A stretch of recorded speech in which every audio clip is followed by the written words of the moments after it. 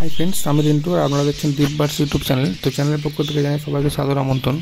তো বন্ধুরা, আজকের যে বিষয় নিয়ে আলোচনা করবো সেটা হচ্ছে বাজিকা পাখির বাচ্চার যত্ন এবং ডিম থেকে বাচ্চা ফোটার পরে কীভাবে তাকে টেক কেয়ার করতে হয় সেই নিয়ে একটা আলোচনা করব।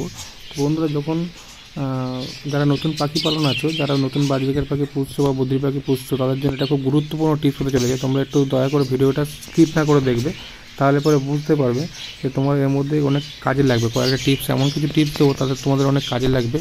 তো বন্ধুরা, যখন বাজিকার পাখির নতুন বাচ্চা ফোটে বন্ধুরা, তখন কিন্তু তাদের ভালোবাসার খুব প্রয়োজন হয়। তাদেরকে তোমাদের কিন্তু তাদেরকে ভালোবাসতে হবে। শুধু পাখি নিয়ে এসেছি, ব্রিডিং করাচ্ছি, বাচ্চা তুলছি, এরকম ব্যাপার নয়। পাখিদেরকে ভালোবাসা হচ্ছে অত্যন্ত জরুরি, এবং বাচ্চাগুলো যেন ঠিকঠাক পরিবেশ পায়। মানে সঠিক পরিবেশ পায়। তো সঠিক পরিবেশ বলতে কী বুঝি সেটা আমি তোমার ভিডিওতে শেয়ার করবো। সঠিক পরিবেশ বলতে আমরা কী বুঝি সেটা কিন্তু তোমাদেরকে নিশ্চিত করতে হবে। ঠিকঠাক পরিবেশ পাওয়া, তাকে ঠিকঠাক ভালোবাসা দেওয়া। পাখিকে ভালোবাসলে বন্ধুরা, পাখি কিন্তু তোমাকে দ্বিগুণ ভালোবাসা ফিরিয়ে দেবে, এটা তোমার একদম নিশ্চিত থাকতে পারো। আর নিজের সাথে তোমার বাচ্চাগুলোকে মায়ের সাথে ধরে দেখবে আস্তে করে, মানে তবেই তোমার হাতের সাথে সেটিং হবে বা তোমার সাথে সেটিং হয়ে যায় পাখিগুলো। পাখিকে কিন্তু আলাদা একটা পরিবেশ দরকার, ঠিক আছে বন্ধুরা। প্রথম টিপস বলি, প্রথমেই খাদ্য তালিকা নিয়ে কথা বলবো। মানে খাদ্য, মানে কী খাবার তুমি পাখিকে দেবে, যেটা বাচ্চা হওয়ার পরে কী খাবার দিতে হবে সেটা নিয়ে আজ কথা বলবো। তো বন্ধুরা, সিডস মিক্স, যে তোমরা যে প্রত্যেকদিন খাবার দানাটা দাও, যে সিড মিক্স দাও, সেইটা নিয়ে আগে কথা বলি। ফ্রেশ একদম পরিষ্কার দানাটা যেটা হয়, সেটা দেবে। অন্ধ্রের দানা যেটা হয়, বড় দানা, বড় সাইজের দানা হয়, মানে ডিলাক্সের থেকে একটু বড়ো সাইজের দানা হয়, একদম ফ্রেশ দানা দেওয়ার চেষ্টা করবে। তাহলে পরে কী হবে বন্ধুরা, ফ্রেশ দানাটা খেলে পরে ওদের কোনো সমস্যা হবে না। এটা তোমরা দেওয়ার চেষ্টা করবে। দানাটা যেন ফ্রেশ হয়, কোনো নোংরা যেন না থাকে, কোনো কালো কালো ভাব না থাকে, ফ্রেশ দানা দেওয়ার চেষ্টা করবে। এটা হচ্ছে যে প্রধান খাদ্য। তবে শুধু বীজ না দিয়ে একটু পুষ্টিকর খাবার দিতেই পারো। মানে পুষ্টিকর খাবার বলতে আমরা কী বুঝি, যেমন ফল বা শাকসবজি, যেমন গাজর দিতে পারো, পেঁপে দিতে পারো, বা পালং শাক একটু দিতে পারো, কলমি শাক দিতে পারো। বিষাক্ত নয় এমন কোনো শাকসবজি তোমরা দেবে যাতে কোনো ক্ষতি না হয়। যেমন কয়েকটি ক্ষতি যেটা আছে, ফল, লেবু আছে, কমলা লেবু আছে, এগুলোকে এড়িয়ে চলুন, এগুলো দেওয়ার দরকার নেই, ঠিক আছে। এগুলো দেওয়ার চেষ্টা করো বন্ধুরা, তাহলে পরে দেখবে এটা হচ্ছে আলাদা একটা, মানে সফট ফুডের মধ্যে দিতে পারো। এরা কিন্তু খুব ভালো করে খাবে। বাচ্চা বড় হওয়ার জন্য এটা কিন্তু খুবই দরকার। যে গাজর, শশা, এগুলো যে বললাম, এগুলো হচ্ছে সফট ফুডের সঙ্গে দিলে খুবই ভালো হয়। মানে যখন বয়েল রাইস দিচ্ছ, যখন ডিম ভাত দিচ্ছ, তখন একটু ওর সাথে মিশিয়ে দিতে পারো। একটু যখন ছোলা দিচ্ছ, ওর সাথে মিশিয়ে দিতে পারো। এগুলো দিলে পরে কী হবে, এগুলো কিন্তু খুব দ্রুত পাখির বাচ্চাকে বড় করতে সাহায্য করে, ঠিক আছে।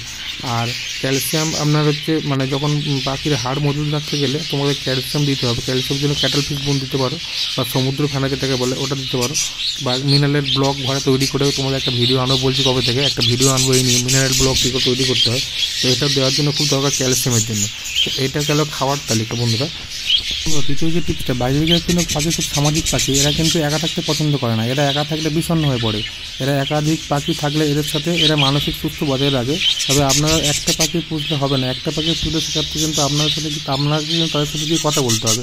অর্থাৎ একা থাকা যে দিতে যায়, যেমন অন্তত মিনিমাম 10-15 হাজার পাখি থাকলে এরা কিন্তু খুব, মানে সুস্থ সবল ভাব মনে করে। এদের একা থাকা কিন্তু একদম পছন্দ করে না। এরা একসাথে থাকতে পছন্দ করে, ঠিক আছে। তৃতীয় যে টিপসটা বলবো বন্ধু, যখন বাজিকার পাখির বাচ্চা ফুটবে, তখন তোমরা কিন্তু রাত্রেবেলা করে কেসটাকে ঢেকে রাখার চেষ্টা করবেন, ঠিক আছে। কেসটাকে ঢেকে রাখলে কী হবে, ওরা কিন্তু কেজের ভিতরে শান্তিতে ঘুমানোর চেষ্টা করবে। তবে এটা কিন্তু খুব প্রয়োজন। ওরা কিন্তু সারাদিন, ফিমেল পাখিটাই বেশিরভাগ সময় বাচ্চাটা খাওয়ায়, তো ওদের একটা রেস্টের প্রয়োজন থাকে। তখন হচ্ছে ওরা একটু বিষণ্ণ হয়ে পড়ে। তখন আশা করি তোমরা হচ্ছে বুঝতে পারছো যে আমি কী বলতে চাইছি। তোমরা হচ্ছে রাত্রেবেলাতে খাঁচাটাকে ঘিরে দেওয়ার চেষ্টা করবে। দিলে পরে ওরা একটু ঘুমালে ওদের শরীরটা আরও ফিট থাকবে। যেটা মানুষেরই হয়, এরকম সেম সিস্টেম ওদেরও মধ্যে আছে। আর কেসটাকে এমন জায়গায় রাখুন বন্ধুরা, যেখানে কম আলো এবং কম শব্দ থাকে। শব্দযুক্ত এলাকায় মোটে রাখা যাবে না পাখির বাসাকে। পাখির খাঁচাকে যদি শব্দযুক্ত এলাকায় রাখো, তাহলে পরে কিন্তু ওরা ঠিকঠাক, মানে মনোযোগ দিতে পারে না। পাখিকে অত, মানে ডিস্টার্ব ফিল করে ওটার মধ্যে, ঠিক আছে।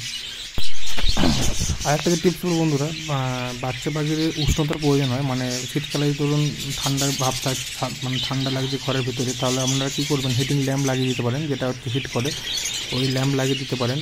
আর তাপমাত্রা সবসময় 26 থেকে 28 ডিগ্রি সেলসিয়াসের মধ্যে বজায় রাখবেন, যাতে এর বেশি যেন তাপমাত্রা না হয়, বা এর কমও যেন না হয়ে যায়। তাহলে পরে এদের পক্ষে খুব অসুবিধা হয়, মানে ওই জায়গায় ওই তাপমাত্রাতে নিজেকে মানিয়ে নেওয়া, ঠিক আছে। তোমরা হচ্ছে এরকম জায়গায় রাখবে, তাপমাত্রা 26 থেকে 28 ডিগ্রি সেলসিয়াস যেন থাকে, ঠিক আছে। আর শীতকালে হিটিং ল্যাম্প বললাম, হিটিং ল্যাম্প ব্যবহার করতে পারো, কোনো অসুবিধা নেই। পরবর্তীকালে যে টিপসটা বলবো বন্ধুরা, খাঁচা।